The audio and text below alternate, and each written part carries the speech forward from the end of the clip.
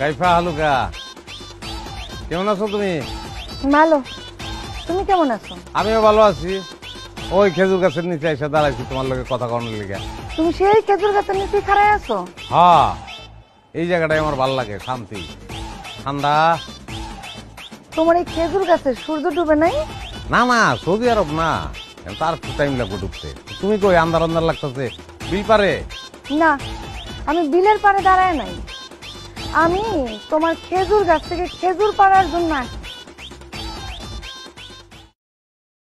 তুমি সৌদি আরব কেমন আইলা? লগে দেখি সুমনও। হালুকা কাইফা দুলা ভাই।